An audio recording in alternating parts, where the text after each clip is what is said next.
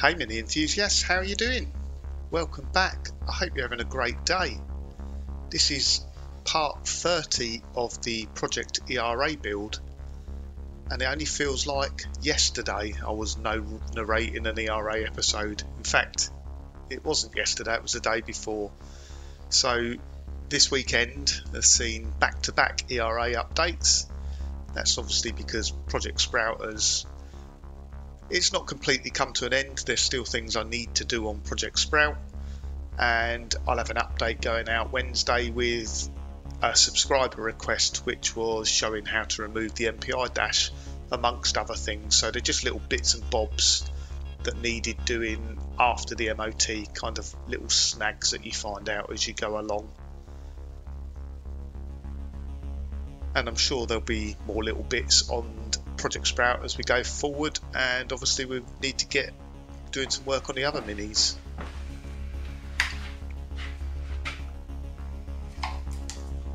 So Mark's showing us there the bottom of the ERA turbo carburetor and plenum chamber, and it has a fiberglass heat shield on the bottom of there which Mark has covered in that gold heat reflective tape. Now that heat shield is functional. It's there because you get a lot of heat soak coming up from the turbo, and as I said before, a good run in an ERA, if you lift the bonnet afterwards you can see the turbo glowing red. So all that heat comes up from the turbo, and it causes the fuel in the carburetor to evaporate. It can cause cavitation of the fuel while you're driving with the heat coming up and heating up the fuel. So you need that plate there, and you need to reflect that heat away from the carburetor.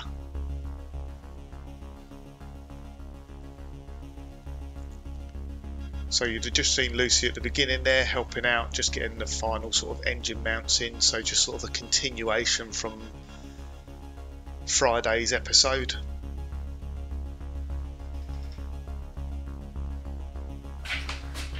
Right, that's the engine in now. I was going to put the turbo downpipe on to the turbo connection, but where is it? The one that came off of it had that bracket on it. Unbeknown to me, that's the wrong bracket. So I've tried twice to fit the new downpipe, and it just wasn't going. Well, I got it on there, but I just pulled it off. So then I spoke to Keith, and he showed me what the correct bracket is, which I've now ordered from Mini Spares, but they're on delayed delivery, so I can't really do a lot more in there until I've got that on, because it's quite tight inside there. I could just about do it, but Lucy has to help me. So now that's in, I'm going to get drive shafts in, get all the front hubs, discs and calipers on, and then hopefully once that bracket turns up, we'll get that fitted and I can put all the other components in.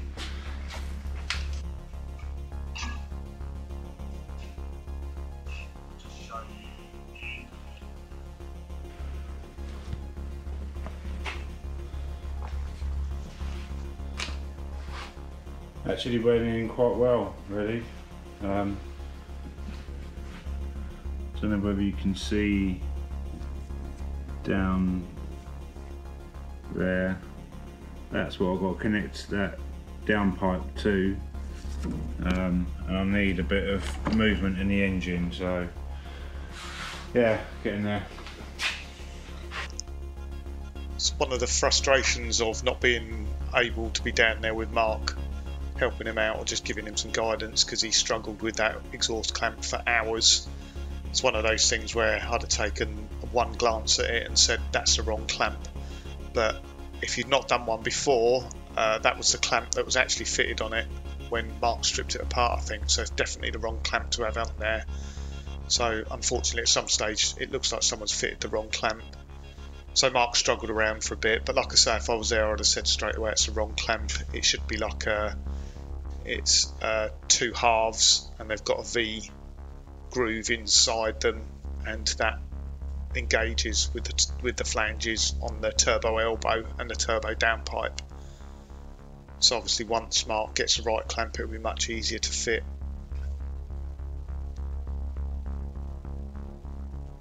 So Mark's just fitting up the front brakes here. I need to have a chat with him actually, because I'm not sure. It looks like, I've had a quick look at the footage, the discs are directional, so I need to sense check myself. I can never quite remember which way round they go. I know when we done the brakes on Project Bolt, which were the KAD 4-pot big brakes, they weren't directional, so you had one way that looked like the grooves and the drillings were leading forward, and the other side where they were leading backwards. But it looks like on the ERA, it looks like they may be, but I'll pick that up with Mark.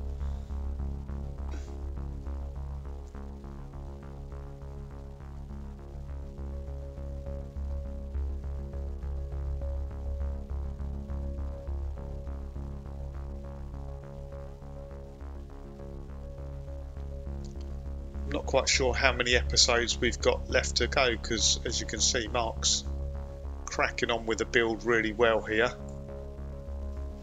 There is still all the interior to go, and at this stage of rebuilding it, it is very frustrating. I had the same with Sprout. Everything you do takes 2 or 3 times longer than you think it's going to take. So we spoke briefly about the brakes in the previous episodes, but they are CAD 4-pot calipers with EBC green stuff pads.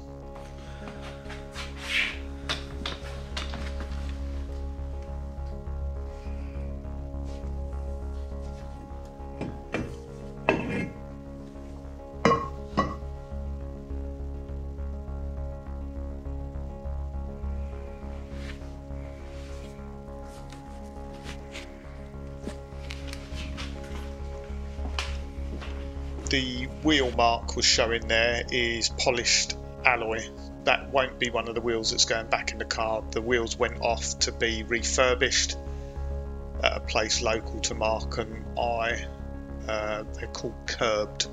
They done the wheels on PL. They were absolutely brilliant.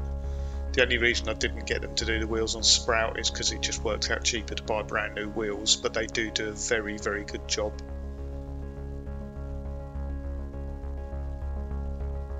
And the EBC green stuff pads, I rate them. They're pretty good pads. I put them on Vinny before the track day at Castle Combe, and I really did notice a difference with those pads. The only thing I would say is they have a 200-mile run-in period. I think it's 200 miles anyway, where you have to be gentle on the brakes. So if you're going to fit them on a track day car to take for a track day, you want to fit them.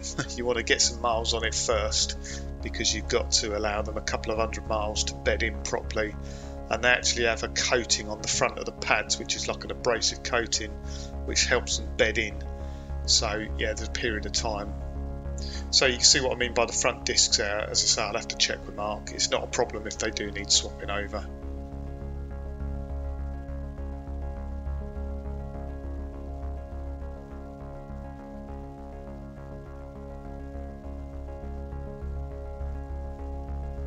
Mark's fitting on the back of those EBC green stuff pads as well. They have stick-on anti-squeal shims, so you don't put them in with copper slip on the back of the pad. They've got their own anti-squeal shims which stick on. Sometimes it's advisable just where there is metal-to-metal contact on the pads, so like the top and the bottom, just a very light smear of copper grease. Well, not always copper grease. You can use other types of anti-seize compound as well, but use it sparingly. Right, so it turns out that I've got some braided Goodrich hoses. This is an actual ERA set, which is obviously a pair for each side, but and obviously CAD brakes. I cannot get that in the hole without threading it. That's 3/8 UNF. The normal brake pipe fitting goes in there no problem.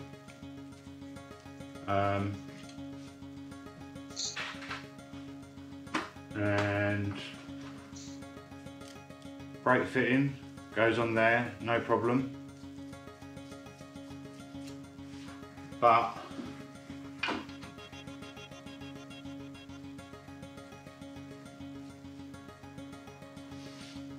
that is not going in that hole. I don't know why. And I've tried both of them. Obviously I don't want to thread them, but I cannot for the life of me work out why that ain't going in that caliper. So obviously CAD do a specific set for their calipers, obviously, 60 quid. So I've had to order them. I don't want to try and force them in there and obviously thread inside that caliper. So yeah, nightmare. Another thing I've got to wait for, I've ordered them now, so they should be here Friday. The plan was to get all the brakes connected before I put anything more in the engine bay. Is get all the brakes, get the master cylinder on, servo, get everything bled. Then I can put everything else in the engine bay, otherwise it gets too tight. So, yeah, well, the reason I want to do that is all the brake pipe fittings in there at the back. I want to make sure there's no leaks, because I don't want to be taking everything out of the engine. So another job I can't get on with. So that'll be a Friday job once they turn up. So yeah, next job I'm going to get the lights connected, so I'm getting the wiring finished. I'll put you back up there. I'm assuming then what's going on with those brake hoses is one will be metric and the others AF. Have to do a bit of looking into that, but it sounds like Mark's ordered the right ones now anyway. The only thing I would say is you would usually fit the brake hoses to the subframe and then wind the calipers onto the brake hose, because you've got to be able to, you can't twist. Well, I suppose you can. In fact, thinking about it, no, you can. You can fit them into the caliper first and then fit it up into the subframe. Ignore me. That's when you're fitting the calipers on after the brake hoses have already fitted, but we're not in this case, so I won't edit that bit out.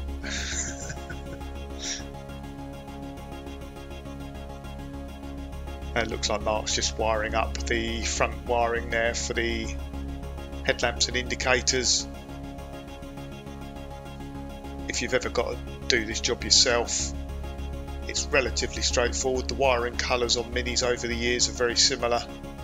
I can't remember them off the top of my head, but they're standard sort of Lucas wiring colours. But if you search on Google for Mini wiring loom colours, it's really easy to find. You can, in fact, I've seen before, they just do little sheets that you can print out as kind of a quick reference to work out what goes where. Or alternatively, if you've got something like a Haynes manual, it has it in there.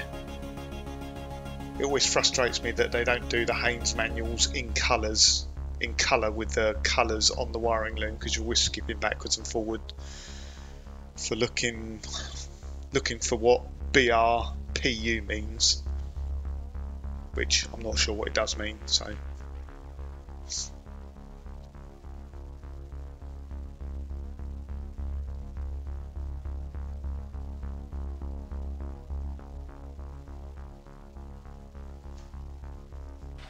but today is front and rear screen fitting day, so our front heated screen, not traditional, but In a lot of mornings when I start the car up, you get a bit of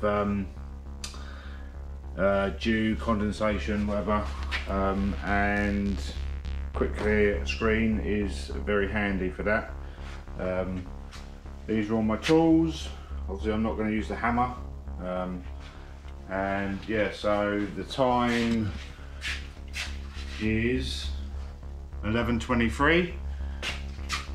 And I'm going to see how long it's going to take me. Gloves.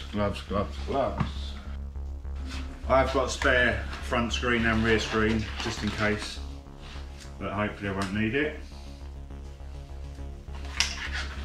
Last one I've done was in kit.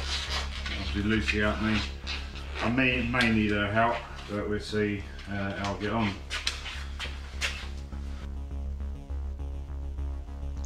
It's a good idea having a spare screen, especially if I'm doing the screen.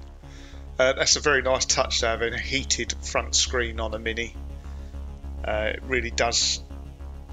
It's a real nice luxury. I haven't got them on any of my Minis, but I know Mark has on kit, and Bolt has a heated screen on it as well, because it doesn't have a heater inside the car. Obviously being a track car, you know, weight and that sort of thing. But yeah, it's a nice luxury. They clear really quickly, but they are quite expensive. I'm sure they're 150, 170 pounds or something like that. They were invented originally, I might be wrong, but I know Ford had the patent on heated front screens for a long time. You can only hold a patent for something like 20 years or 25 years. So back in sort of the mid 80s, early 90s, you had things like Ford Escort RS Turbos and XR3Is had heated screens, and no other manufacturer had them because they weren't allowed to use that technology. Ford patented it. You would have seen them later on Land Rover products, but that was because Ford bought out Land Rover, so they inherited that technology, and Jaguar as well. But like I say, I'm not sure what it was, but it's reasonably recent. I'm seeming to think 2010, 2012, something like that. The patent ended, and all manufacturers can use it now. So if you go and buy a Vauxhall Corsa, you can have it with a heated front screen, but you couldn't have done that previously because that patent, that technology belonged to Ford. And if I'm wrong on that, please correct me in the comments. That's certainly the way I understand it anyway. I know there were heated screens before that, but they worked in a slightly different way, or they certainly weren't like the way Ford done them, where it was very, very fine elements between the laminates of the screen. It was barely visible, but they are really good. So it looks like Mark's really been struggling with the front screen here again. So it's not difficult to do a front screen if you've done one before, and there's obviously a little bit of a problem here.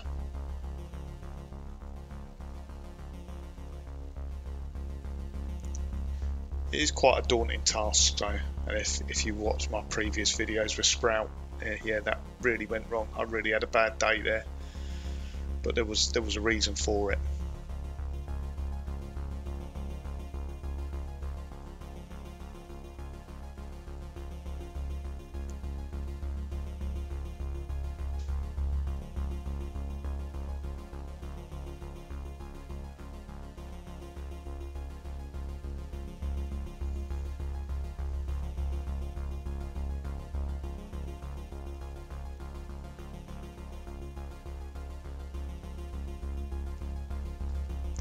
The only other thing I noticed as well, Mark's fitting the windscreen fillet, and he's put the join at the bottom.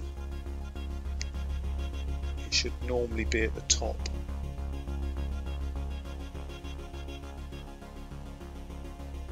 But I have a suspicion that screen might be coming out again.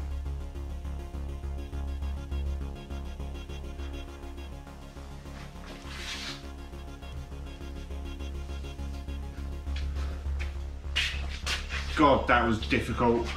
I think I didn't measure the aperture before I put the rubber in, and I think it might be a little bit tight. No excuses though, it took me an hour.